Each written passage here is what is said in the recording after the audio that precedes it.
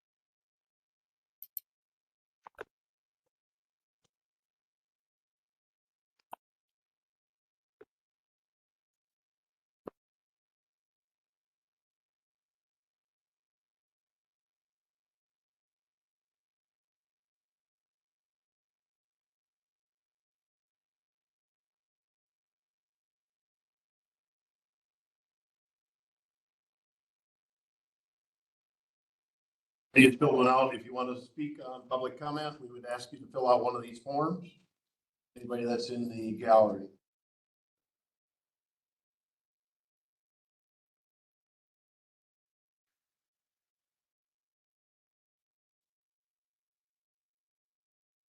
Five PM, I have Derek, you're good? All right.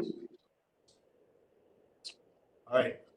It is 5 PM. I will call the Richland County Executive and Finance Standing Committee to order. First item of business, roll call. Mr. Campbell. Arrow. Here. Schoonover. Here. Kramer. Here. Manning. Here. Kurt. Here. Frank. Here. Severson. Williamson. Here. And Cooey. Got a quorum. Severson did notify me that he is at work. So, item 3, I assume we're in compliance with the open meeting law. Yes, Mr. Chairman, you probably noticed. Agenda approval, 24-point agenda. In front of you. I have no changes now that Barb has arrived. So I would entertain a motion to approve the agenda as presented. Mr. Manning, seconded by Mr. Schoonover. All those in favor of approving the agenda signify by saying aye. Aye. Anybody opposed? Okay. Item 6 is public comment. I have one form from Mr. Gordy Palmer. Would like to speak on 15 and items 15 and 16. Reminder of the 3 minutes that you have to speak. Go ahead, Mr. Palmer. Okay. On item number 15, I was just wondering how we were going to pay for the roof replacement. Whereas in item 16, you were saying you didn't have enough money to absorb the $20,000 cost of the Pine Valley and those other county entities that weren't charged for ambulance service. And my question with number 16 is, what is Richland's average number of annual calls for the last 4 years that our contract is going to be based upon? We have been unjustly charged for Pine Valley, and I maintain that you have charged us twice for Pine Valley. That if you subtract that from the 192, it comes to 124. That 124 is also including Pine Valley. Pine Valley was charged to Richland Township twice. No idea. Anybody have? Weeks? Yep. Okay, we'll bring it up then. Any other comments, Gordy? That's it. Thank you. Anybody else within the gallery? Anybody online for public comment? Hearing none, we'll move on to reports. 7A is the administrator's report. Tricia is online. Yes, I am. Thank you for allowing me to appear online tonight for this meeting. I do appreciate it. First update that I have is the City of Richland Center has approved a vendor to do the Simons study. Innovative Public Advisors was chosen to conduct a comprehensive assessment of operations and finances, analyze peer facilities, engage stakeholders in the community, and develop multi-year financial models for alternative operational structure. This is all being completed as part of the innovation grant the city received earlier this year. The goal is to find long-term stability for the Simons Recreation Complex, and it'll be a 4-month process from start to finish. The branch campus redevelopment grant was submitted, and then I spoke with WDC last week, and they wanted us to make a couple of updates, so I will be redoing that or updating that later this week and submitting by the end of the week. Open enrollment for health insurance and other insurance will begin on October 16th and will run through the 31st of this month. We have partnered with the Insurance Center to provide informational sessions to all employees about the benefits they have available. There are 5 different sessions scheduled over 2 days coming up in the next week. And SEH continues to work on the campus redevelopment process. The market analysis should be completed by October 22nd, with stakeholder coordination be completed by November 3rd. The next steps will then to be focused on public engagement, creating an advocacy paper to highlight opportunities for the site, and then to outline the importance of the project to the community, review funding opportunities, and to develop a tailored marketing strategy. And then I did ask Brittany from Pine Valley to attend and to give an update on the water situation at Pine Valley. Brittany is here. Go ahead, Brittany, you have the floor. The water is good. We had somebody from water, whoever does our reservoir inspection actually came out and did a lot of flushing. a lot of chlorine, a lot of bleaching on a Friday. Took water samples of their own, along with the water samples, and we've had negative samples since. And I just sent one up the other day, and that came back negative as well. So we are back on water usage. Thank you. Questions at all, Mr. Carroll? Was established why we have health one? No, so we don't know where it came from. They are coming in like a week or two, is my understanding, from talking to Sam, that they're going to do the repairs on, the reservoir and kind of take a deeper dive into the reservoir, as that was one of the places that did test positive for E. coli. So hopefully we'll kind of be able to see if there was anything in there or anything in there currently. But right now we don't. Perfect storm, may have caused it. We have no actual, we don't know if it was bovine. We don't know if it was, what kind of feces it was. Any other committee member with questions for Brittany? All right, Trish, I'll let you do 7B, and I forgot to do the approval of minutes, but we'll go back when you're done with radio tower update. All right, so I do have the radio tower update in the packet. And I just want you to note that I did add some pictures of the retaining wall.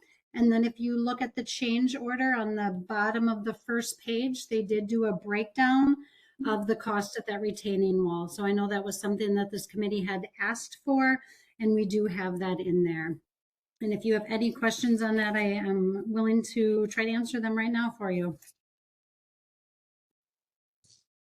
Mr. Carroll? I had asked about more information on this change order, and there's no question there's a change. I acknowledge that, but I was hoping we would get a little bit more than that breakdown, an actual estimate, since in essence it was a no bid situation since a change order. I would wonder if we could still get that at some point. So can you clarify what it is you're looking for? Sure. This is just a rough cost breakdown. An estimate will say 10 cubic yards of concrete at $100 a cubic yard, itemized like that. In essence, they had no competition to do this work. It's a $4 million. So I just feel like they should be willing to give extra information to confirm that their quote is accurate. Okay, I will talk with Mike Day about that tomorrow or Thursday. Any further questions for the administrator in regards to the radio tower? Mr. Frank, anything from you? Nope, I'm good right now. Thank you. Thank you. All right, I need to go back to item 5, approval of minutes from the September 25th, our last meeting. Anybody have any changes? If not, I will declare them as good as presented within the packet. All right, now we'll move to item 8, which is discussion and possible action on the 2026 proposed budget. And I assume that's a combination of Derek and the administrator, or, okay? Trish, I can go over this if that's okay. That sounds great. Thanks, Derek. Yep. So there were actually very minimal changes to the budget that you guys just looked at last time, actually. In terms of the way the packet is, I updated the format of the packet. You may or may not recall in the last meeting, there was that pesky line that was showing up on that chart that wouldn't go away. So I just picked a totally different format to get rid of the line. So the information is virtually, is very close to what you saw before. You'll just notice the format's a little different.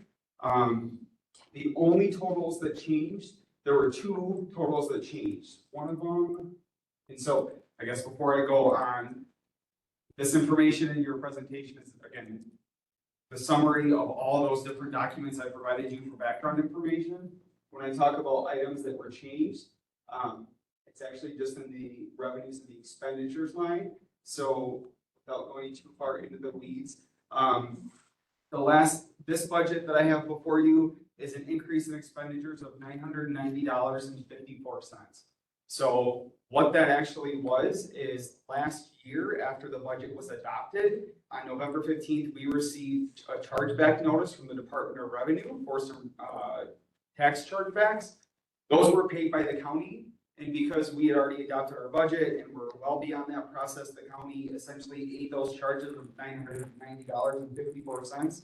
After speaking with the DOR at length a couple different times over the last couple weeks since the last meeting, I was able to apportion those charges back out. So our expenses from the last budget you had to this one are $990.54 more. So when I look at our budget summary, so this one here, this number here, this $10,820,031 or $31.39 is increased by $990.54. So we will apportion that out back to the municipalities because we are able to do that for those charges. So that in essence is the only change that you're going to notice for expenditures. Then when we look at the highways budget, after just, again, continued review with this, because you know this is a living document until we get to the point of adoption, there was a reclassification in revenues and expenditures for the highway department. So their overall levy is still the same, just the way that some of these revenues and expenditures were classified.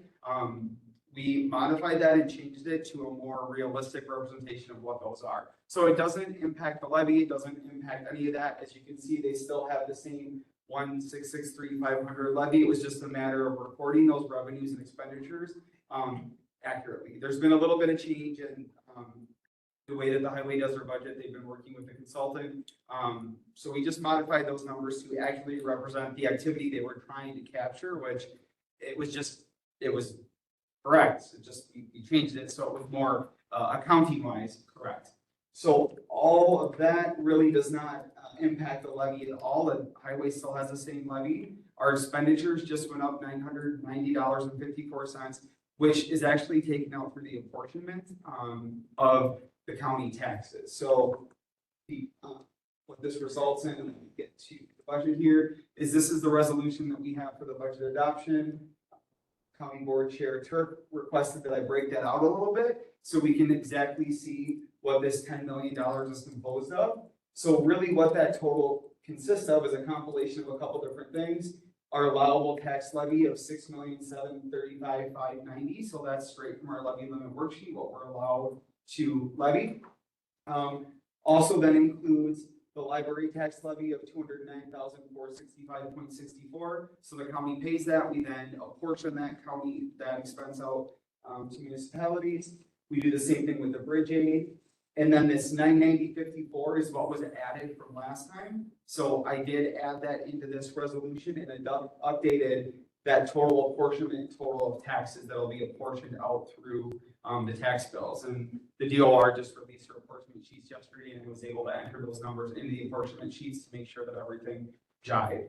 So other than those changes, those documents that you had before you are what you actually sent through to approve at county board at our last meeting, but because obviously we made that change, I updated the resolution. I wanted you guys you need to approve this again to move it to county board.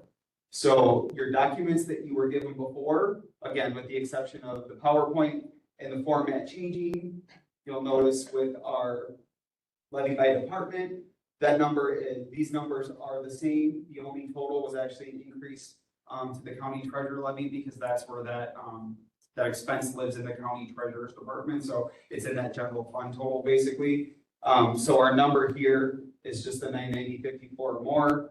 And I won't go through each of these documents because you have them in your packet and we've already reviewed them. I think this is the fourth meeting now. But that total changed in that packet. Then it changed in our levy distribution as a total. Again, you can see the total there. Go down to, without scrolling too far, that total, the $990.54 actually lives in this real estate chargeback item that's buried in the treasurer's, it's in the treasurer's report budget, sorry. So this is the same information you had before, which just breaks down the levy by fund. and then your budget adoption resolution here. So that was the only change. Other than that, everything else was the exact same that you guys reviewed last time. I'll entertain a motion to get it on the floor if anybody has questions. You want this resolution within is what we're asking for a resolution, or Yes, sir, not now. The amount listed there, the 10,820,031.39 is what would be apportioned on tax bills, and that is composed of those totals that you have before you in the resolution. Okay. So yeah, Mr. Manny makes a motion. Seconded by Mr. Schoonover. It is on the floor. Questions for Derek or the administrator on, pretty much we've discussed this, as Derek said, 3-4 times. The only change is the $9.90 And I wasn't sure, the reason it wasn't on there last time is because I wanted to talk with DOR to make sure that we could do that. I don't, in looking back at records, I can't see I went back to 2012 or 13 that we've apportioned those real estate chargebacks. I don't know if we ever have before. If we have, I haven't seen that we've done that, but I just wanted to check with DOR to make sure we could do that. It's the first time I've done it with the county, so I just wanted to make sure it was correct. Thank you, Derek. Anybody with questions? If not, we'll vote to move it on to full county board coming up on the 20th, correct? Yes. For budget adoption. All those in favor of moving this updated resolution on to full county board signify by saying aye. Aye. Anyone opposed? All right, that has been adopted. Item 9, discussion and possible action on the resolution of condolence to the family of Linda Jenkins.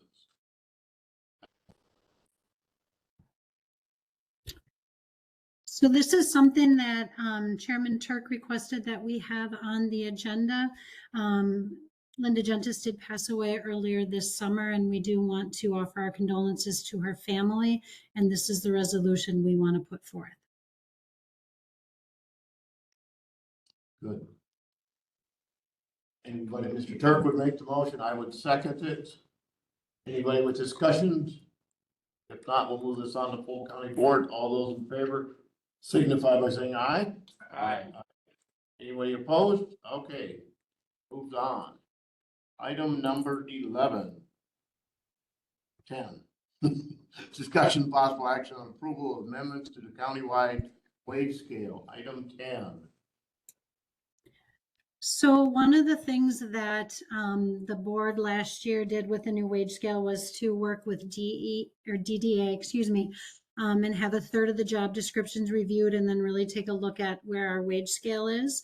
And so there are recommendations that DDA and Tessa has made, and she will go over the recommendations now with your permission.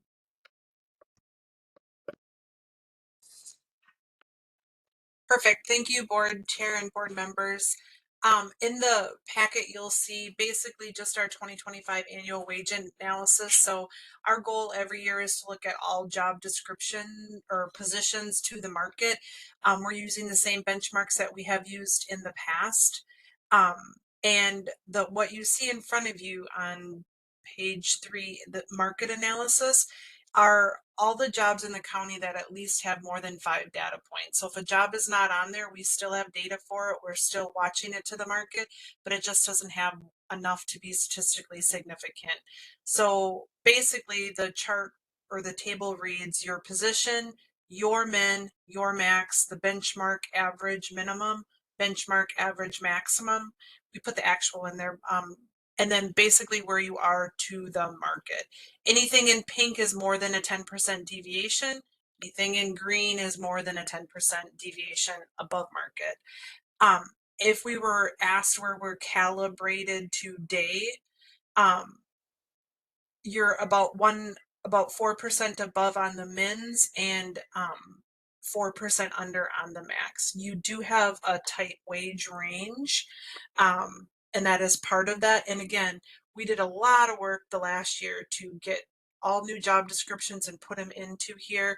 Now that we've done that, we're looking at making sure that those job descriptions are correct, making sure we are where we are to the market. I did do an analysis by Pine Valley just by itself in the county. You can kind of see where those fall in.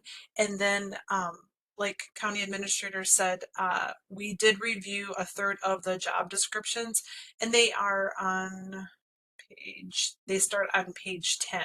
And it will basically show the job, their current grade, and if there was a grade change recommendation. I know there's a lot of information, sorry, and if you have questions, I can go through it. I just don't want to spend too much time on something if you want to talk about the job classifications. But basically looking at that, our only recommendations would be for the child support director to move from a 16 to a 17, the county highway superintendent from a 15 to a 16, deputy clerk of court 11 to a 12, deputy treasurer from a 10 to an 11, dietary aide from a 7 to an 8, highway office clerk from a 10 to an 11, highway shop superintendent from a 14 to a 15, highway sign foreman 11 to a 12, land conservation and zoning director 16 to a 17, mental health therapist 15 to a 16, social services director Pine Valley 15 to a 17, Pine Valley, or just said that one, sorry. Real estate or real property lister 11 to a 12, resident assistant from a 6 to a grade 8, RN 15 to a 16, RN charge nurse 17 to an 18, RN manager 17 to a 19, secretary health and human services 9 to a 10, and the state highway superintendent from a 15 to a 16. There are a lot in there and it looks like a lot, but this is partially because we did so much changes last year and we're really working on those job descriptions and making sure the departments have all that information. This is probably not a typical year of the classifications changes that we would make. And part of this process is when we started it is when we pick this third, the supervisor and the employee go through the information and they make changes to the job description. We make those changes, send it back, make sure we're okay with that. Then we have these classification changes and any appeals that would say, hey, I think something's missing or warrants another review, not just a wage increase. This is done to create internal equity with the county, but more importantly, keep your market wages competitive. And the reason we moved to an ongoing maintenance is so we don't have such a huge wage gap. We're looking at it every year to make minimal budget disruptions, just like your roads and your pavement improvement plan. We want to look at the road surface and make those changes that we can to preserve it. Your employees are your greatest asset, but your biggest expense. Are there questions so far on the classifications or the market analysis?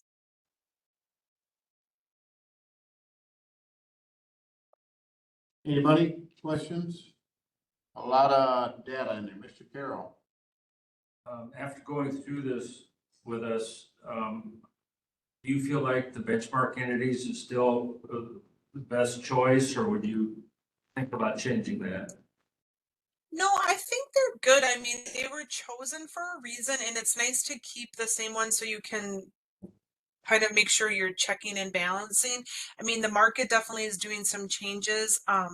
So we're keeping up with that, but I think it's a good balance of counties that are very similar to the services you provide. Some are a little bit bigger, some are a little bit, smaller, but I think it's a good mix. And I mean, the department heads were part of that. I think this is a good mix for you all. You guys do have a lot of services that not everyone has. So you are unique in some aspects, but I think it does a good job of representing that.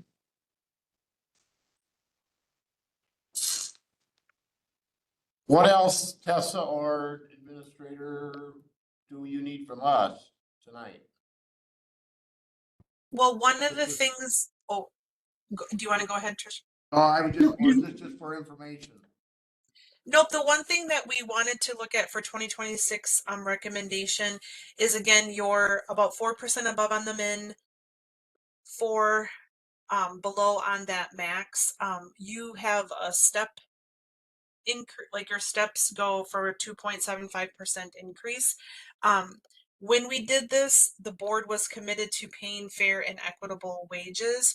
And it is our recommendation to add 2 steps in 2026. There would not be a COLA in 2026, but we would add to that pay grid 2 additional steps of 2.75% each.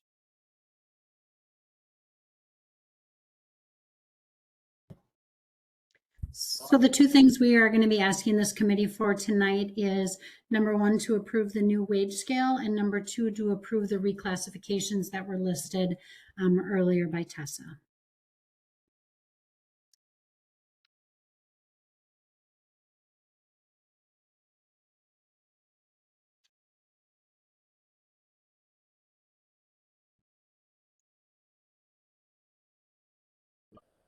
You have a resolution already formed up, Derek, for this?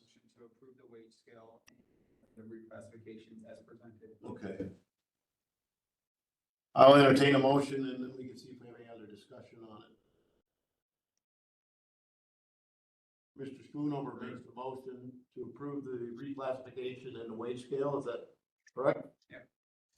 I can second it. Anybody have questions, comments, concerns? Mr. Carroll? Just to confirm that all of this is in alignment with the 2026 budget. Did you hear the question, Derek? Sorry, no. That this all, the 2026 budget accounts for all this. Yeah, the steps for the 2026 budget were calculated with already moving people forward on the scale that you already had adopted. So this is adding two steps at the end of the scale, correct, Trish and Tessa? That's correct. The end of the scale. Which won't affect any more monetary amounts for 2026. We're just adding the scale, if I understand it correctly. But someday down the road it will. Correct. Okay. That's what I was understood. Any other questions? If not, all those in favor of moving this on to full county board and approving read that to me again, Mr. Derek. Motion to approve the wage scale and the reclassifications as presented in the 2025 annual reviews. Perfect. All those in favor of moving on to full county board signify by saying aye. Aye. Anybody opposed? All right. Item 11. Discussion, possible action, resolution amending the sheriff's addendum to the handbook of personnel policies and work rules. Item 11. So what we are looking for here is, as you'll recall, a couple of months ago, you added 2 additional holidays because the sheriff's addendum lists the holidays and they don't follow the regular handbook. We just need to update their addendum to come in line with everybody else. So we're looking to add the day after Thanksgiving and Good Friday to their handbook so they too have the 12 holidays. Been discussed before. Looking, entertain a motion to send this resolution on Mr. Kirk, seconded by Mr. Carroll. Anybody with discussion? If not, the resolution amending the sheriff's addendum to the handbook of personnel policies would be sent on to full county board. All those in favor signify by saying aye. Aye. Anybody opposed? All right. Item 12, discussion, possible action, approval of an interim memorandum of agreement for ambulance services. And I do have a letter eventually I want to read from Mr. Severson, who could not attend, but will you guys go ahead and start and I will dig that letter out of my email. Sure. So on October 7th, City Administrator Oliphant reached out to me and requested, she indicated that they're unable to sign the contract that we presented to them. She shared that it's out of their budget range for them to be able to do it, and she requested that we be able to engage in an interim agreement with them for 3 months so that alternative options could be explored. You know, the way I look at it right at this moment, I think we have a couple of options. Number one, we gave everybody the deadline of November 1st. And if we don't have the contract back from the city by then we could look at other options for our service. I don't see any harm in doing a 3-month agreement with the different municipalities so that other options could be looked at. to look at other funding options. What she is proposing is that we get together, we sit down, and we talk about what options are out there to be able to continue to provide ambulance service to the community. So I did draft a memorandum of agreement. I believe Derek has left it on your in front of you there, that is an option of something we can explore. Okay, I'll read Mr. Severson, Supervisor Severson's letter. Dear members of the executive committee, I apologize for not being able to be here at tonight's meeting. Unfortunately, my work schedule has prevented my participation. I'm sending this email to seek clarification regarding the cover letter included in the recent materials provided, specifically the second paragraph under the background section, which states, an interim memorandum could be put in place to allow a productive and effective transition for the community services would continue to be provided until at least March 31st, 2026. Latest. Until the latest. Oh, latest. Oh, sorry. It's an important differentiation, or I wouldn't know. This time will allow for discussions on the creation of a district or negotiation to bring another MD to provide the service. My interpretation of this paragraph is that ambulance services currently provided by the county are expected to end after March 31st, 2026. I would appreciate clarification on this point. If the city, townships, and county are able to reach a mutually acceptable cost-sharing agreement, is there still an option for the county to continue providing ambulance services beyond that date? Is one of the questions. Additionally, has the county considered other potential funding models such as per capital charge to support ongoing ambulance services?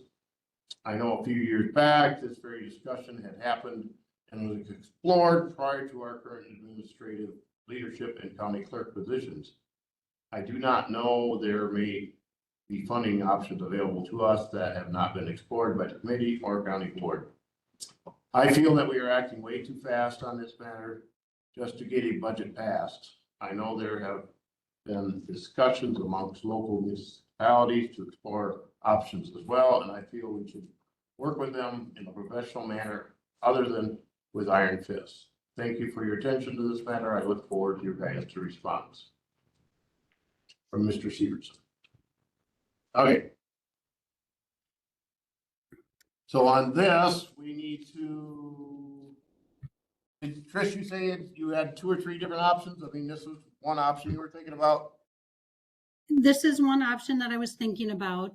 I think the county is in a tough position right now because if we aren't able to get the revenue that we set forth, we're not going to be able to sustain the service without adding levy to it. I think the other thing that I am concerned with is this is truly a bare bones budget that we have put forth. We had to make some adjustments, and so there isn't any money that's being set aside for a new ambulance outlay in the future. So I am worried that if we continue along the path that we're on, we're not going to be able to sustain, again, without adding levy. I'm all for sitting down with the different entities. I know that I've spoken not only with the city, but also with Boaz, who wants to look into starting a district. I don't think there's any harm in continuing to have these discussions. But I also don't know if the county can continue the service where we're at right now without the addition of levy. And as you guys may, as you might, recall, we are adding general fund to this budget for 2026. So there isn't a lot of extra funds that are out there to continue providing a service that we're not mandated to provide. I'm not trying to make a rash decision. I just don't know what other options we have at this time. And that's where I'm saying I'm more than willing to sit down, more than willing to give this 3-month extension so that we can try to come up with another option that's out there. Questions, comments? Chair, this is Bob. Go ahead, Bob. So is the 3-month extension, is that across the board for this entire project, or is that just something for the city? I guess I want a clarification on that. No, we would give it to everybody. I've had a couple municipalities reach out and ask that question, and it would truly be, we would offer it to everyone, not just to the city. Okay, thank you. Mr. Schoonover.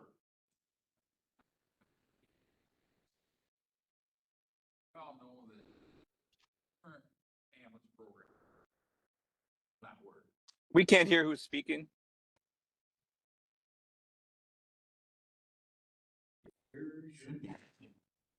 Bob, can Can you you hear hear us? me now? Yes, now I can. Thank you. Um, drastic changes are gonna have to be made. Because this ambulance service is gonna have to pay for itself. And I like the idea with the extension.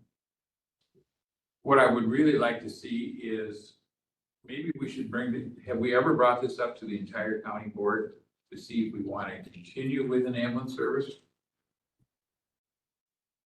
Like a vote of confidence to see what everybody's thinking about? I don't think it's ever been to that would give us, if we, Have time to do that. I mean, we gotta do something, at Yeah. least if this would be 3 months into my, I mean. I would just like the entire board to get on this, to, see what everybody else thinks.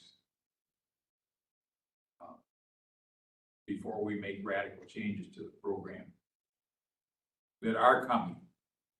Make no mistake about it. Yeah. Good thoughts. Rest of the committee? Mr. Perry. When we had originally proposed the 1-year agreement, that was kind of a 1-year time to figure out what's gonna happen next. And now we're looking at an interim agreement that's 3 months to compress that time frame. I'm not a huge fan of this, but I understand where the municipalities are coming from. And so I'm not opposed to it, but it's not my preferred. I would prefer to see something that gave the county a little more security, but this seems to be the spot we're in. I would have to agree with Dave. It's, I've heard from several that, they didn't have enough time, or maybe their representatives on JAC weren't taking it back. I'm not for sure where the ball was dropped. Would give us time to do what Mr. Schoonover suggests, eventually get it to full county board, or maybe sooner than later to know what direction we're gonna go. So. To Mr. Severson's question, the way this is worded, it says service will cease to exist April 1st. Is that unless another agreement is reached to continue it? Mr. Wendell, would that be? Yeah, I believe that would be one of the options moving forward is the creation of a new agreement, which would essentially become effective either on April 1st or implementing that new agreement would subsume this existing agreement.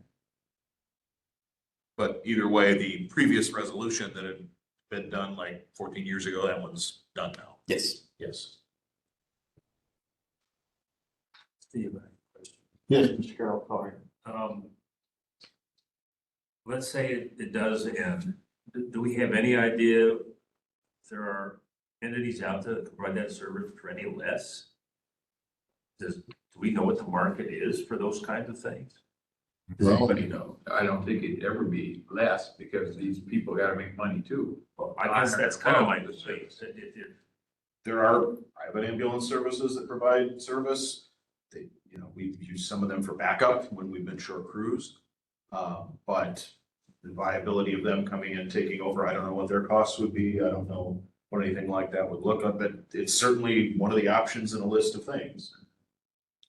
Have we reached out to other counties our size to see what they're doing? As I understand, there's very few counties. 3 or 4 counties Right. in the state, according to. That's what Steve and I are at WCA too. There are very few counties that are directly involved in EMS. Pretty much everybody else is like Blue River and Muscadet and Lone Rock. Ambulance and fire run together. This is the only one that I know of. But like Mr. Wendell said, there's 3 or 4 within the county of 72 counties in the state that run county ambulance. So it's, Maybe that's another reason we should run it through the entire board. yeah. No, and I guess we need to, Yeah, and this it would go. on the 20th. 20, Yeah. whatever the next. Yeah, so I think, I agree with Dave that we gotta do something, and this is probably at least, this gives us more time to get through March, into March. Also gives the municipalities time to look into what their futures would be. And to look into what Mr. Carroll said, you know, are there, we can do, somebody can spend some time, do some comparisons. So. Any other discussion? Otherwise, I would entertain a motion to move this memorandum agreement on to full county board on our next meeting. Mr. Manning makes the motion. I'll second. Seconded by Ms. Kramer.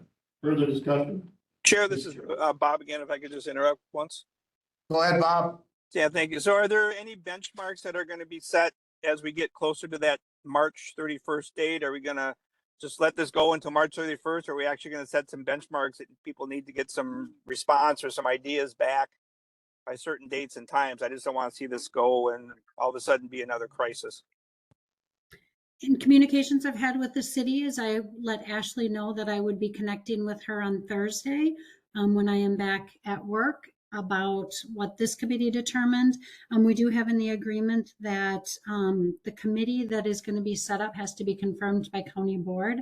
So I'll be working with Ashley, and she's been already communicating with some municipalities to get that committee together, and then for us to start meeting hopefully as early as next week to start talking about what our transition plan is.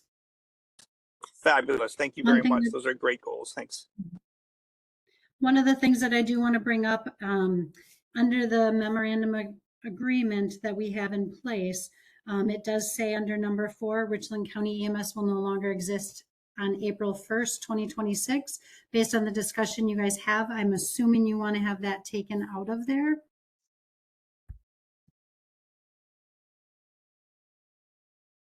Saying take it out of there, we just clarified that unless an agreement is put in place to continue it. Is that fair? Okay. Fair assumption, I think. Also, question, Trish, when would this committee be put into place? Starting January? No, I'm actually hoping that we get our first meeting in before the end of this month. I think we need to get going sooner rather than later. Okay. I don't want to have to wait till January to start. I kind of agree with Bob. Do we need that date, or as long as everybody understands that?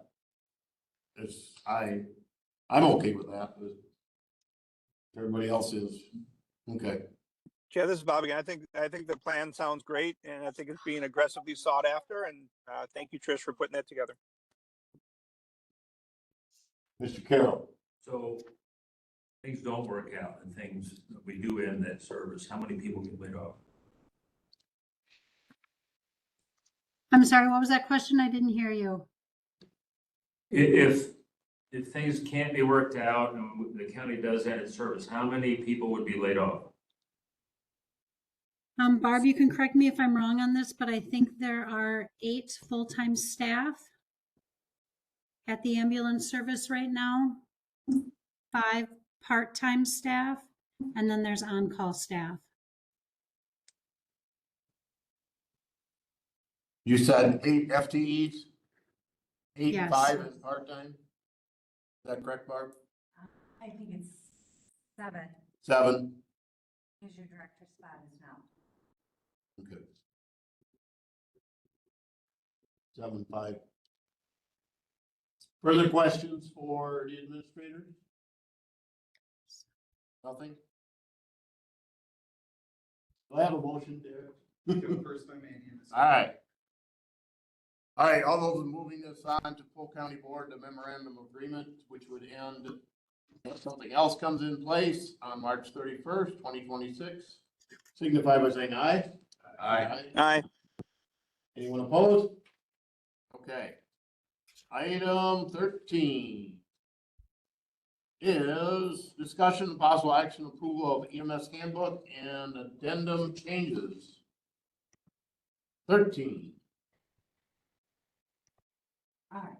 So this handbook was amended by the JAC in February of 23. However, it was never brought to finance and personnel. Therefore, it was never approved by the full county board and is not recognized. I went through, I made more amendments that reflect the changes that Administrator Clements has made and has been updated. If you look in the second paragraph on background, all of the things that were removed are noted and the things that are updated are. There's a full copy of the handbook in. It is much shorter than the previous handbook. There are several sections that are no longer needed as we now have an HR department that handles many of those sections that were removed. They're not a function that we should be addressing. It's an HR issue and we have a department to address it. The sections that are most significant that are truly going to affect us are the vacation and holiday. Those changes, the vacation was what we assumed had been changed. It hadn't because it hadn't been adopted. Our staff currently is unlike any other county staff in that when they start, they get no vacation till they've been here a year. All other county staff are granted 1 week on hire and a week at 6 months. I believe that's correct. Yes. That is correct, and And- that is something we would want to backdate to July 1st when we updated everybody else throughout the county to have that same vacation schedule. So that is what I'm requesting because my staff aren't being treated the same as all of the county staff. And it was just an oversight that it never got brought forward. So those are the updates, like I said, it's just to make them match the rest of the county staff. The resolution is, I believe, at the end of the county handbook. Can get there. And we're asking for it to be backdated again to July so that it matches. You good? I would entertain a motion to approve the resolution and then we can discuss. Mr. Schoonover and Ms. Kramer, motion and second. Discussion. Anybody with questions for Barb? It would be backdated July 1. This was an oversight somewhere. If there's no, Mr. Carroll. I'm just curious if our transition to the Tyler brought this to light. No transition of directors brought this to light. Thank you. Bob, any questions? No, I'm good. All right. All right, if not, all those in favor of moving this resolution on to full county board signify by saying aye. Aye. Aye. Anybody opposed? All right. Barb is here for item 14 as well. Discussion, possible action, approval of a cardiac monitor. Item 14. We have FAP funds that we applied for from 2024, 2025 that were never spent. They can be used for any equipment for the ambulances. Our cardiac monitors are in need of updating as we go forward, and they are an appropriate use of these funds. They are very expensive, so to save county taxpayer dollars, we would like to use those grant funds that are sitting there unused.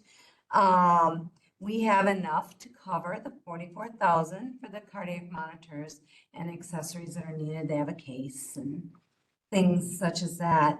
And so I'm requesting permission to order one with the FAP funds. Entertain. I'll second it, my heart. You get that, Derek? Motion by Kramer, seconded by Manning. Discussion. Mr. Carroll. How much is this fund sitting there unused? It's about 45,000. So we're going to use the majority of it, but we have to spend it or it's going to go away. We are getting our 2026. I've applied for the 26. Well, I made the 2025 grant that we will get for the 2026 funds already. And I've gotten some responses back on my grant application already. So the initial grant was meant to be spent on what? Our previous director was thinking a UTV, which doesn't seem the most appropriate use of our funds. Thank you. And Barb, I know we get a lot of stuff from Stryker, they're normally our, They're the vendor Most who competitive. does the cardiac monitors that we utilize. I mean, and you buy them from them. Yep. I looked to see if we could get them anywhere else. They don't sell them. Further questions for discussion? If not, all those in favor of allowing them to spend the fund money to buy the LifePak 15 cardiac monitor, signify by saying aye. Aye. Aye. Anybody opposed? All right, thank you, Barb, on that one. Item 15, discussion, possible action, approval of ambulance service building roof replacement, 15. This is the hardest one I have. The other two were simple. This one, not so much. The roof in the ambulance building is leaking. We repaired it in November and December of last year. And when we had the hard rains, it's leaking quite a bit. Every time it rains, my staff have to run around without buckets. It's not a little leak, it's significant. We did have, Venture come in and look. They gave us some suggestions. Randy went up, put on vent covers, but where Venture believed the water was coming in is not where it's leaking. So we had put out an RFP. The Joint Ambulance Committee requested that we ask for bids to put on a peaked roof. And to get those proposals, no one responded to that. No one was willing to bid that. The only response that I got to the RFP was an alternative bid from Finer Construction, and that is basically to put a new layer, and forgive me for my ignorance, I am not a roofer. I am sure many of you are more qualified to understand this than I. But their bid, which is attached in your packet, is to put on Conklin full fabric system of rubber roof. I don't know what that means. But it has a 30-year warranty, which 20-year warranty, which surprised me for a flat roof. That seems amazing because a flat roof is hard to maintain. And he will guarantee their workmanship. He is local and his references were fairly good. I just want my roof not to leak. Barb, I got two questions. The other people that worked on it, there are no guarantees or warranties on that.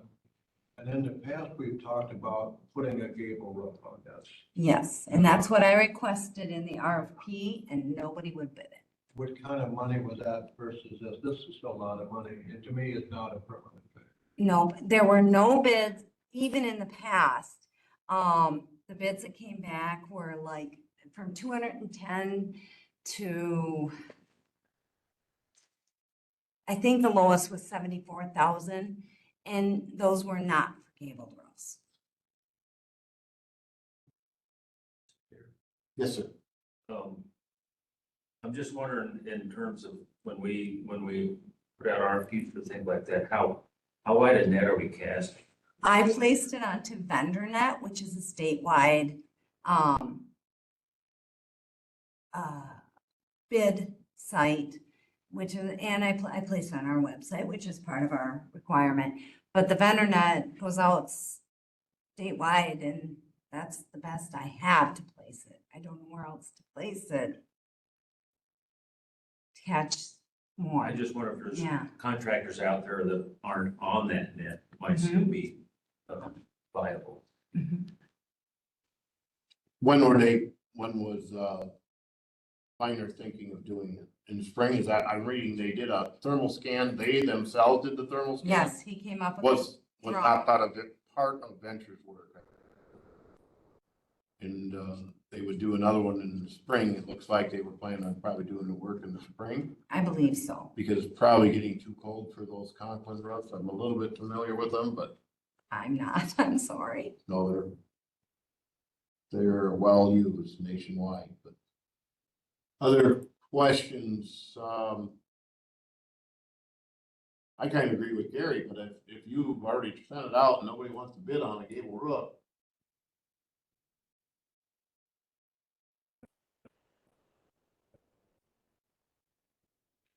Yeah, and I was surprised that there's 20 years on materials and 15 years on the workmanship warranty, but I'm sure it will be prorated like all other warranties, but.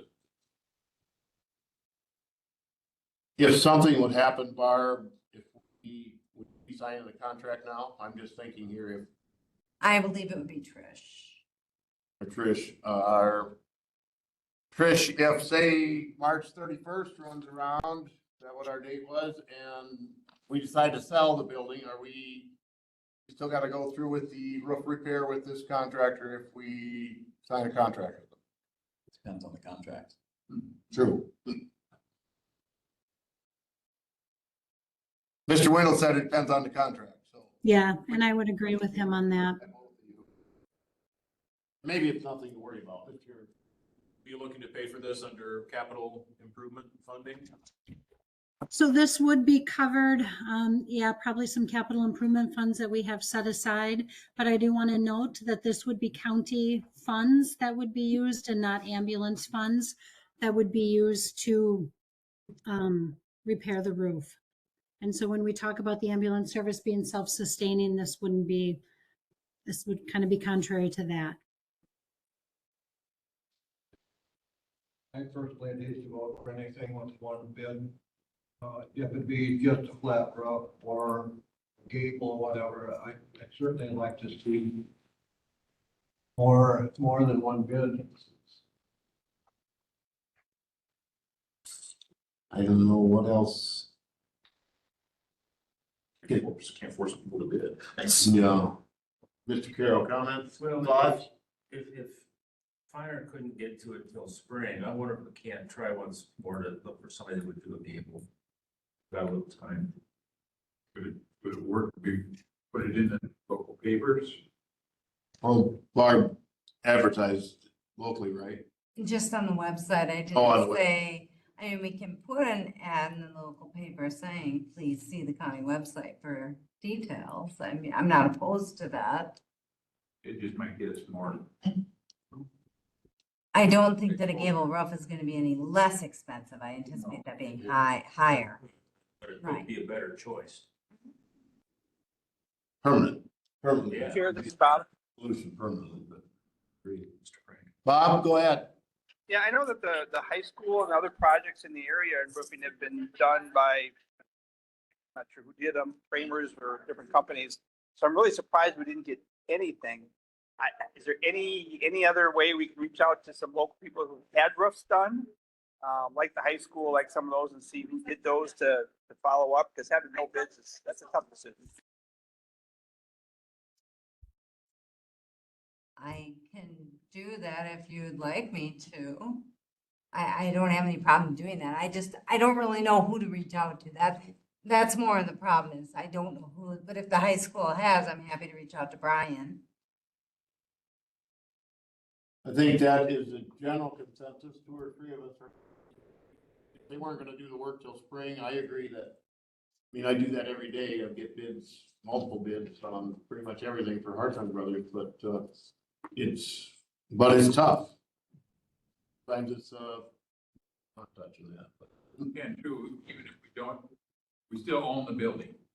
Even if we don't have an ambulance inside it, it's still gonna have to be repaired. Yep. One way or the other, so. Chair, this spot. Requirements that they're bonded. Yes, that was on the RFP. Go ahead, Bob. Yeah, and again, so Barb, I'd be happy to sit down with you and we can go over some of the contractors I've had some contact with. And see if we can make some calls that direction if that helps. Let me know. I think for now, if everybody's in good consensus, we'll, no. Go ahead. Well, we don't, if we're not gonna do any action. It's more, informational, but, I think we will, postpone any action on it. And see if you wanna work with Barb, and, yeah, Brian Jones, I know they did a lot of roof work this summer. I want the company that But they all get much more complicated than this. Atlas, I think. Interstate, but that was, yeah. Yeah, well, this portion is, anyway. We'll give you some time to report back with more information. Keep us posted. We meet twice a month, so. All right, thank you, Barb. Item 16, discussion of possible action on ambulance service contract billing. Item 16. So this was a item that Mark Cooey requested that we put on the agenda for the meeting tonight. At our last meeting, there was lots of discussion about the calls to Pine Valley and the calls to other county facilities. So I did gather that data. So there is a total average per year of 90.75 calls per year that went to county buildings. And I know they wanted to have some discussion about who should fund these calls. Right now, they are allocated to the town of Richland and to the city of Richland Center. If this is something that the county would absorb, it would be an additional cost of over $20,000 to the county.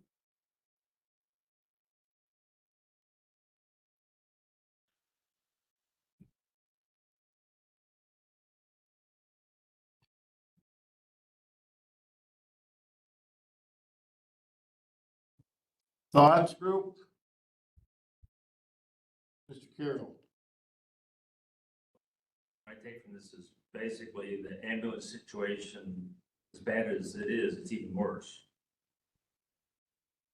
In terms of the county affordability. Yeah, and if I understand it right, Trish, if you can clarify, in the past, this is just calls, but in the past, nobody was billed.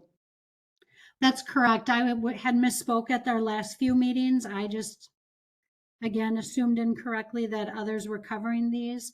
When the last agreement was put in place, the previous ambulance service director had taken these calls out and did not attribute them to anybody. So these calls weren't being covered by anyone other than the county. So for 21, 22, 23, and 24, county was already eating services calls, or however you want to word it, I guess. Correct?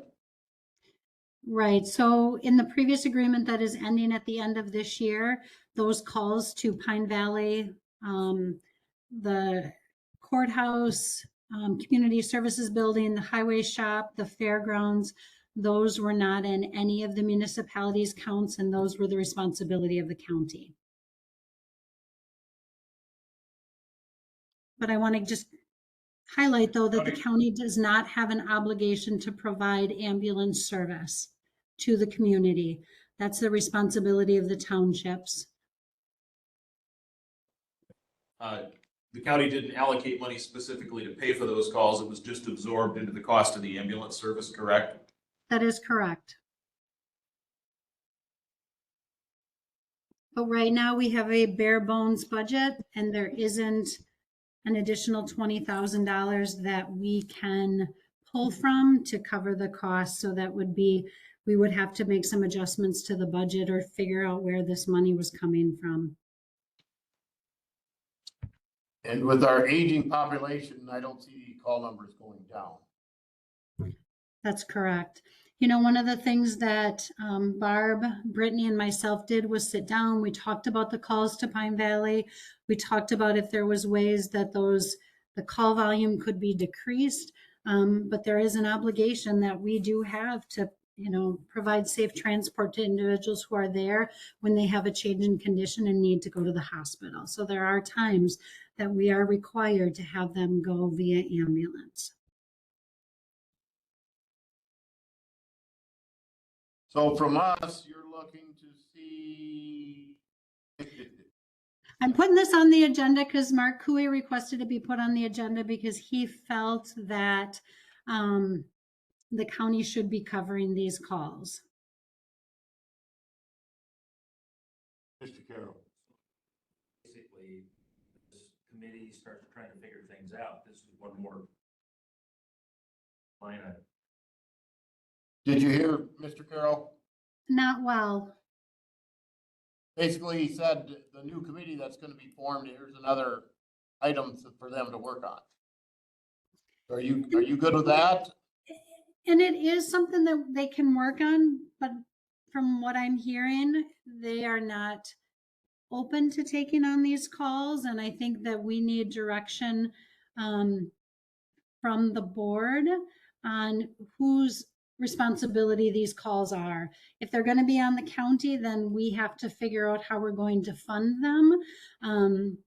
I think the thing we have to remember, if there was a private service in here providing the ambulance service, I don't think that this would be a discussion point. It wouldn't be something that they'd be coming to the county saying, okay, you're responsible for these calls. I don't think they would be broken out. Just as I don't think the city's breaking out calls to the high school to say, we're not going to cover these calls, you have to cover these calls.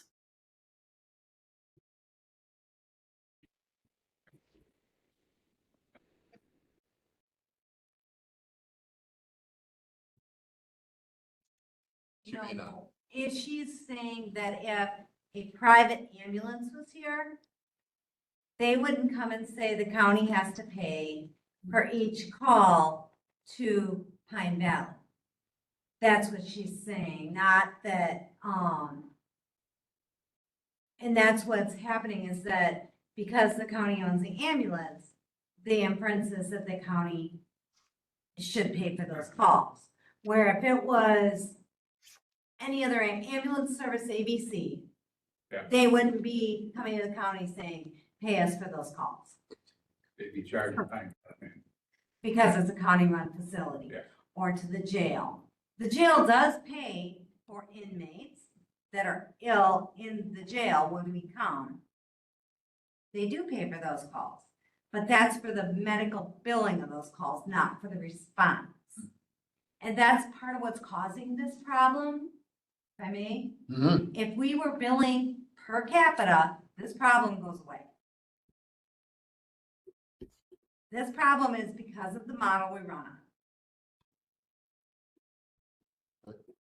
But So- that's something that committee needs to deal with. Go ahead. How does Schmidt-Woodland Hills pay for their calls? Richland Hills pays taxes to the city. So the city has a benefit where Pine Valley does not pay taxes to Richland Township. So that's why it's like not apples to apples. And I take it the rest of the facilities like Our House and They Harvest pay Guest taxes. is the same way. Which is included. Other discussion, thought, comment? Morning. So as of today, is Richland Township still being built, going to be billed for those at Pine Valley? Or have you decided no, Richland should not be billed? Because we only have a contract right now that's charging us for 192.75 calls a year, which is including Pine Valley. Are you going to issue us a new contract with the correct numbers or? That's what the committee would do. They would look at all of it. So Richland, they're trying to prepare a budget for next year. So, yeah, We don't know what the budget.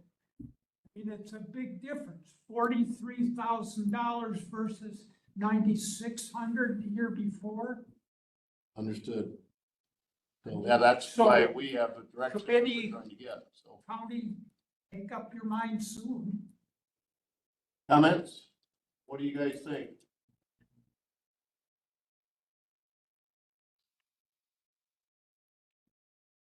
At least in my opinion, we do have to make a. We have to get all the information we can possibly obtain first. And then go forward with what we have to do. But there are big changes coming, make no doubt about Yeah. it. And, again, if we didn't have this service and a private contractor came in here, they're gonna be much more expensive than we are because they have to turn a profit just to keep going. Or we're just trying to make ends meet. Correct. I don't know if it would do any good to move this. There's nothing, we don't have any proposed action at this point. We've been provided information. Unless someone was gonna make a motion that we should cover these, which, you know, we have no funding allocated, so if we were gonna cover them, that's going to increase the amount of reserves we're gonna have to spend and reduce our fund balance. Although if the agreement ends in 3 months, then At least we got 3 months to work on. And we are very serious that we are being double billed for Pine Valley. You get us down to 124 average calls, that still has Pine Valley in that 120. Yeah, that's not what we're discussing here anyway. I want you Eventually- guys to hear me, so when you do discuss it, somebody brings that up.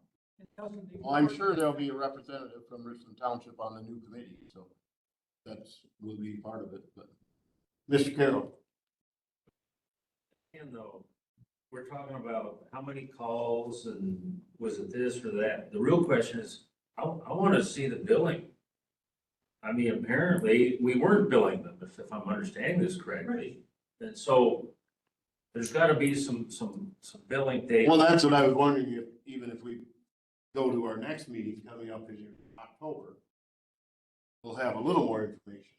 Not that we're gonna we probably still won't make a decision in my mind. There's no money right now without pulling it out of the general fund like Dave said.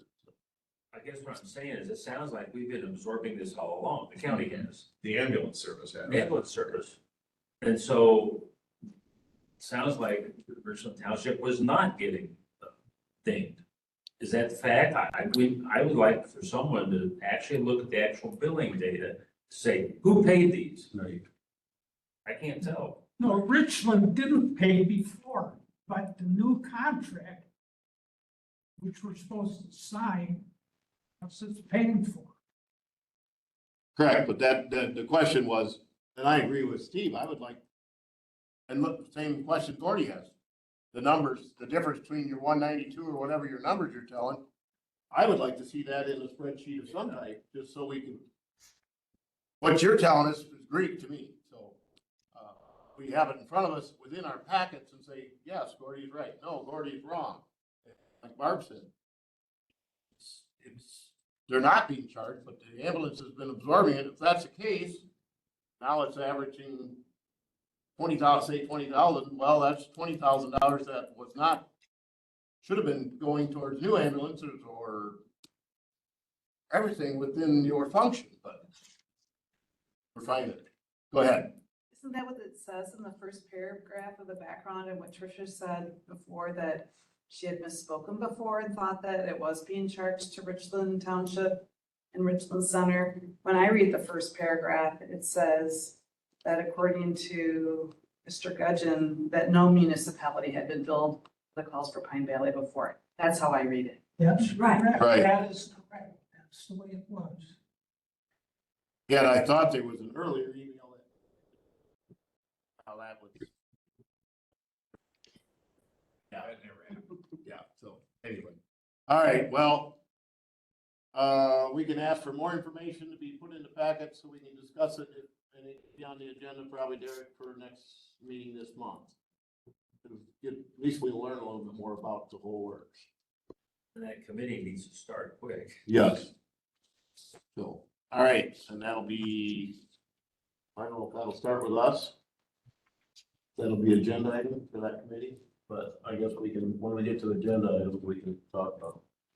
Everybody's good with that for now? Bob, you're good with that? Yes, sir, I am. All right, thank you. All right, moving on, 17. Discussion of possible action on approved updates to Richland County procurement policy, 17. So the procurement policy was put in place I believe it was October of last year. There was a lot of feedback that it was hard to follow. So when Leanna started as the finance director, I asked her to try to update this. So Leanna did an update. Derek, her, and I sat down, talked about it quite a bit, and then shared it with department heads to gather their feedback. So what we did is we really tried to simplify it. If you look on page 2 under authority levels, so it'd be Roman numeral 4, we really tried to clarify who has the authority to make these approvals. One of the things we did do was increase the level when these things were already in the budget. With the increased cost of items, materials, we did increase the max that the county administrator can provide. So it was increased to 250,000. As long as these are things that are included in the county budget or the capital improvement project. But we really wanted, the biggest thing we wanted to accomplish through all of this was clarifying it and really laying out who can make the approvals and when those approvals can be made.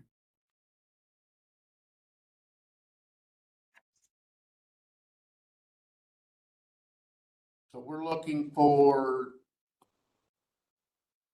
approve the procurement policy. I would entertain a motion and we can discuss. Mr. Turk, seconded by Banning. Discussion. Do you have comments, Mr. Carroll? The resolution talking about a fee schedule. I don't see a fee schedule. Is that something that's a separate thing we discuss? The Yeah. fee schedule. Go ahead, Derek.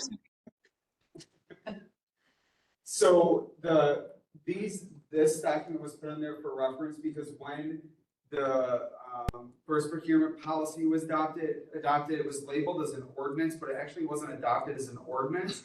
And it actually had the associated fee schedule with it as well. So these are just the reference documents to put in there because it was labeled as an ordinance, but it wasn't really an ordinance. It was just the policy. So this is just to have the background information in there, as Trish said, when it was adopted back in November, in case there was a question as to why are we calling it an ordinance versus a policy now. It was a policy, and policies are not codified into the code of ordinances because they change. So you may recall when we adopted that code of ordinances, we removed all those fee schedules because they were policies and financial stuff, not, they weren't laws, they weren't ordinances. So it was mislabeled as an ordinance. It should have said policy, which is why I had this resolution from when it was adopted in 24 to show that. That means, sorry, it kind of complicates things, but just so you had the full context of what you were looking at, it was in there. And I think as Administrator Clements noted, the changes to that are really just to clean it up, make it easier, and to also just kind of have a clearer point of contact for department heads and stuff so they know where to look for stuff. And the changes, the monetary amounts, because things are just expensive. Yes, and cuts down on some of the duplication. Correct. Perfect. So there is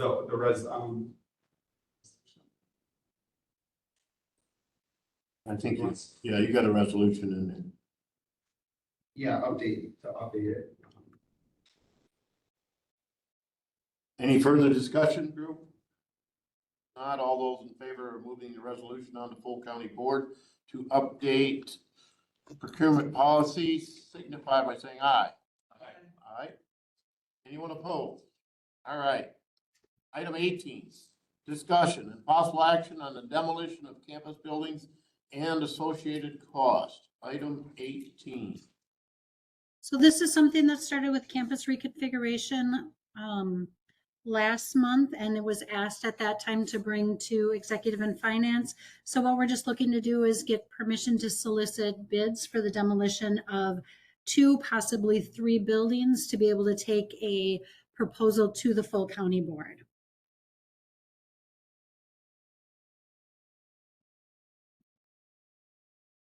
Yeah, that, Dave and I are both on the campus reconfiguration, that's too, so. We would, all of us pretty much, so the idea was to put it out for RFPs. So. Motion by Turk, seconded by Manning, to move it on to full county board. Any other discussion? Just to clarify, the cost for this would be part of our grant proposal for the state. That is correct. Okay. Well, if we're gonna do library and classroom, why don't we just add the science building right along? That's, we're asking. Well, that's what That's what the third building would be. What would that leave out there then? I believe the gymnasium, Melville, and the Wallace Town Center, Coppertop, yeah. So, and that was the suggestion from SEH as well, was if you're gonna do two, you might as well. To all three? You've got to, whoever ends up with it, if that's the route we go, they would already be there set up, so. Anyway, we'll take it to full county board, go ahead. Gary. Get more than one bid on each shot. Big enough excavator to do the demolition, have to have the right kind of crusher, which will have magnets in it to catch the steel. Yeah. So I'll be really happy if we get more. Yep. Good. All right, if everybody's good with discussion, let's vote. All those in favor of moving this on to full county board signify by saying aye. Aye. Anybody opposed? Okay, item 19. Discussion and possible action on the 6-month performance review process for the county administrator. Item 19. Based on our discussion at last executive and finance meeting, I mentioned this to talk to Mike about this yet, but we had the expression of desire to have a couple of department heads involved, to have elected official involved in giving feedback, and a self-evaluation component for the administrator to do. So what I would propose to move forward with is take our previous list of questions and slim it down, because we had a lot of questions. We wanted to look at a little more expedited process of slim that list of questions down to 6 or 8, something in that neighborhood. And then randomly select a couple of department heads and an elected official to be part of it, and then members of this committee to be part of that, along with a self-evaluation component for the administrator. And if that's acceptable to the committee, I'll move forward with making that happen. Do we need that in the motion, Dave? No, not particularly. Okay, good enough. Yeah, I'm good. Everybody else is good with it? You'll be hearing from me, Trish. Sounds good. All right. On to item number 20, discussion of possible action on approval of timekeeping policy and associated handbook updates. Item All right, 20. so there are 2 documents for your approval. The first one that says number 13, time reporting. This is out of the handbook, and it's just making updates to the handbook related to time reporting. Part of this has been really prompted by time and attendance through the Tyler system. So that's the first part of it. And then the second part is the timekeeping policy that I'm asking be approved. We just really want to make sure that there's clarification for all employees of what their expectations are relating to timekeeping, completion of time cards, all of that. So these are the 2 things that I'm asking to be approved and sent to full county board. I would entertain a motion and we can discuss if anybody has discussion. Otherwise, these are both, I assume we can run them both together. Is that true, Mr. Wendell? They're related enough? It's the nature of the motion. Okay. I'll second. First, me. All right, Mr. Schoonover was the first. I didn't see that. Looking over Go at Mr. backwards. Wendell. Any discussion? Mr. Carroll? No, you're good. This 7-minute or after this 14-minute window, is that gonna cause all kinds of hiccups when the real world happens? I just was surprised at that. Somebody repeat that. I didn't hear. The 14-minute time window to punch in and out, and including at lunch or whatever meal, it just seems like a challenge to actually be able to do. So it is how the system's set up, and it's currently how like Kronos that the Pine Valley currently has, and some other departments that they currently have. That is how it's currently set in place. We have talked about it, and I think it's just really important that employees are aware of that and are mindful of it. The advice that I've been trying to give when we gave some trainings the past couple of weeks was really You know, don't check in more than 5 minutes before your start time and don't check out more than 5 minutes after your end time. This is pretty typical in timekeeping systems that it does have that 7-minute window on either side. Is Highway gonna be doing this? Highway is going to continue to use their current system that they have in place. They use Time Logic and they will continue that. So Highway will use their continued system because they do clock in and out. Pine Valley will use their system because they clock in and out, and the sheriffs will continue to use their system put in place. It's pretty commonplace where I worked 26 years. You had 7 minutes before, 7 minutes after. If you went 8 and 8, you were in trouble. Okay. Because the system wouldn't allow it, so. Interesting. Rockwell Automation has that now already too, did that every year. All right. You ready to vote? All those in favor of moving the timekeeping policy and associated handbook updates onto full county board, signify by saying aye. Aye. Aye. Anyone opposed? All right, item 21. Discussion and possible action on procedure for filling county board supervisor vacancies. Derek, is that you? Derek and I chatted about it a little bit the other day when I was in the office. With Chair Turk, I just wanted, not necessarily clarification, just wanted to keep you kind of posted on how this is working. So as you know, we have several vacancies at the moment and efforts have been made to advertise them per the county board rules. So if you're looking at your county board rules on page 8, we're following those how we are supposed to with section 2.12, which involves within 30 days of that seat becoming vacant, me advertising for 2 consecutive weeks in both the Observer and the Shopping News, the ad that many of you have probably seen placed. So in addition to putting it in those 2 papers, we're putting it on the county's website. I'm posting it on the bulletin board downstairs and on the window in the clerk's office, just to make sure it's out there. And I realize some of that's centralized in the same location, but I like to post things in my office so I know they were posted.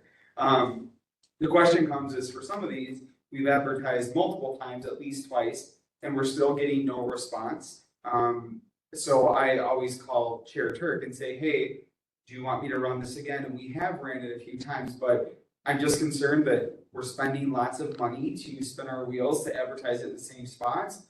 My thought going forward would be we have to follow the board rules that we've all set for ourselves, you know, to govern ourselves. So my thought would be that after we've done what the board rules say we have to, that there's no need for me to continue to publish that and spend that money, that we could literally leave it posted on the county's website, on the bulletin board downstairs, and up here in the clerk's office, so it's still out there. I just don't see the need to keep spending the money in the same locations when I'm not necessarily getting any more feedback by running it 4 weeks instead of 2. So I had mentioned that to Chair Turk just to say, hey, you know, at this point right now for District 9, we have 1 candidate. I have nothing for 10 or 20, and 12 is due on the 20th. So I don't see the need to advertise it anymore in the papers than beyond what our rules say. And if we can just leave it posted otherwise, that's free. I think we go that route, unless you want to change this process, which would be an amendment to the rules of the board. But just wanted to share that with you all. Just really, that's kind of where I'm at with that. So just to deal with it. The ad expense normally runs. It's like 250 to 300 every time. So we're doing that in both papers. You know, that's on average. So, and bear in mind, I've reduced the way that I publish the county board minutes to an abridged version to save the on publication. Well, that's being eaten up when you have these vacancies. So not that I don't want to bring business to the local paper, but we just don't have the money to spend on that. So really, We're not spending per diems on those. and you know, we're doing better with per diems, right? We're not spending a ton on per diems, but if you are all okay with me doing obviously what the board rules say and then just leaving those posted on the website, I can amend that to remove, you know, I can just leave them posted there and call it a day instead of republishing the paper because I really hate to spend the money.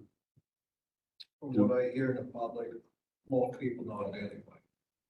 They're just down the door, which is pretty sad.